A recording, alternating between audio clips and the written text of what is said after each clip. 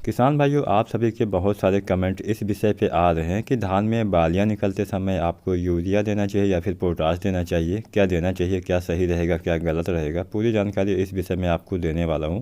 तो वीडियो पे एंड तक बने रहिएगा। और अगर आप SRJ फार्मिंग चैनल पे नए हैं तो प्लीज़ चैनल को सब्सक्राइब कर लेना। अभी ये न्यू चैनल है, आप सभी सपोर्ट करेंगे तो ये चैनल आगे बढ़ जाएगा। तो प्लीज़ चैनल को सब्सक्राइब कर लेना और वीडियो को लाइक भी करना। तो जैसा कि मैंने पहले आपको बताया, धान में बालियां निकलते समय हमें क्या देना चाहिए, यूरिया देनी चाहिए यानी नाइट्रोजन देना चाहिए या फिर पोटाश देना चाहिए। इस विषय में बहुत सारे सवाल आ रहे हैं, तो इसी के बारे में हम आज चर्चा करेंगे कि क्या देना सही रहेगा। तो सबसे पहले हम बात करते हैं यहाँ पे यूरिया खाद के बारे में यानी नाइट्रोजन के बारे में।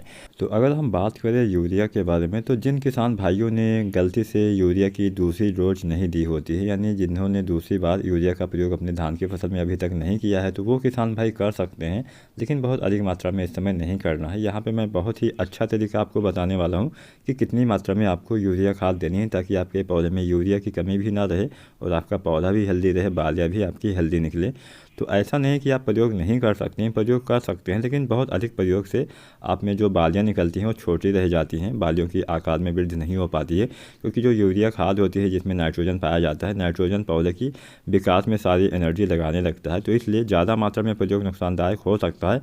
लेकिन अगर आपकी फसल कमज़ोर रह गई है, पौधा आपका सही से अभी भी मतलब पीलापन आपको पौधे में नज़र आ रहा है, तो थोड़ी सी मात्रा में आप इसका इस्तेमाल कर सकते हैं। तो वीडियो के अंत में मैं आपको बताऊंगा कि कितनी मात्रा में आपको यूरिया का इस्तेमाल किस रूप में करना है, ताकि बेहतर आपको जो असर है वो दिखाई दे आपकी फसल पे।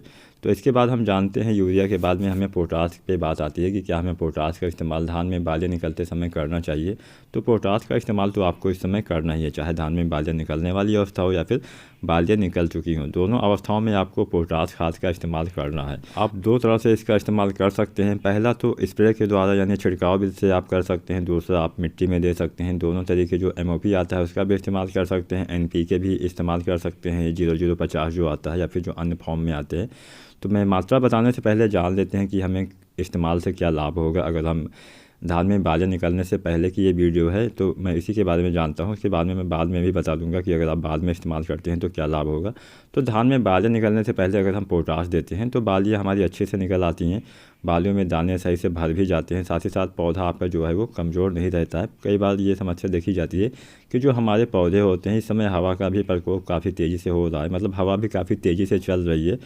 तो हवा के तेज़ी से चलने के कारण हमारी जो फसल होती है वो भी इस समय गिरने लगती है। इसलिए जो हम पोटाश खाद डालते हैं, तो पोटाश खाद से हमारे जो तने होते हैं वो काफ़ी मजबूत हो जाते हैं, तने को मजबूत करता है, दाने को भरता है, बहुत सारे काम होते हैं इसके। तो बहुत सारे काम हैं, मैं किसी दिन इसके ऊपर एक अलग से वीडियो बनाने वाला हूँ, मैं सारे खादों के ऊपर अलग से वीडियो बनाने वाला हूँ। तो चैनल पे दोस्तों आप बने रहिएगा, बहुत सारी जानकारी इस चैनल पे आपको देखने को मिल जाएगी। तो अगर हम पहले इस्तेमाल करते हैं तो बहुत सारे लाभ होते हैं, बाद में इस्तेमाल करने से दाने भरने में मदद करता है, दाने हमारे अच्छे बनते हैं, चमकदार बनते हैं, वज़नदार बनते हैं, कोई भी बालियाँ हमारी खाली नहीं रह जाती हैं। तो अब सवाल जो सबसे बड़ा ये आता है जिस टॉपिक पे आज की वीडियो है कि हमें धान में बालियाँ निकलते समय यूरिया डालनी चाहिए या फिर पोटाश डालना चाहिए। तो आप दोनों दे सकते हैं, किस फॉर्म में दे सकते हैं ये भी मैं आपको बता दूं।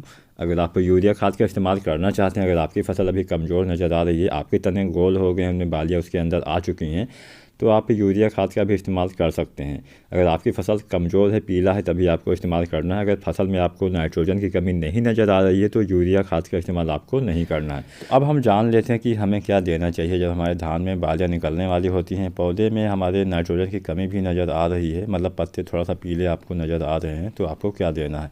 तो सबसे पहले आपको देना है NPK 05234। NPK 05234 में 52% हमारा हो गया, फास्फोरस 34% हमारा हो गया, इसमें पोटाश, क्योंकि इसमें नाइट्रोजन नहीं है इसलिए हम इसमें नाइट्रोजन अलग से देने वाले हैं। तो सबसे पहले हम NPK के बारे में जान लेते हैं, उसके बाद में जानते हैं नाइट्रोजन हमें कितनी मात्रा में देना है। तो NPK 05234 में 52% फास्फोरस होता है। फास्फोरस का इस समय काम ये रह जाता है कि जो हमारी बालियाँ होती हैं उनको निकलने में काफ़ी मदद करता है। जो 34% पोटाश है, पोटाश का काम मैंने पहले ही बता दिया, बालियाँ आपकी निकालने में मदद तो करता ही है, साथ ही दाने अच्छे आते हैं और आपके पौधे जो होते हैं वो मतलब मजबूत हो जाते हैं, तने आपके मजबूत कर देता है।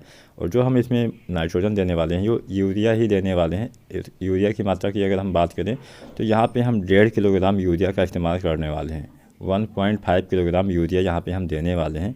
और इसके साथ में हम 100 ग्राम बोरोन खाद भी देने वाले हैं। 100 ग्राम हमें बोरोन खाद देनी है। NPK हमें देना है 1.5 किलोग्राम और यहाँ पे यूरिया हमें देना है 1.5 किलोग्राम। इन तीनों को अच्छे से आपको घोलना है। उसके बाद में प्रति एकड़ के हिसाब से अपने धान की फसल पे तब स्प्रे करना है जब धान में बालियाँ नहीं निकली होती हैं। निकलने वाली अवस्था में आपको करना होता है, यानी गबोड अवस्था में इसका इस्तेमाल करना होता है।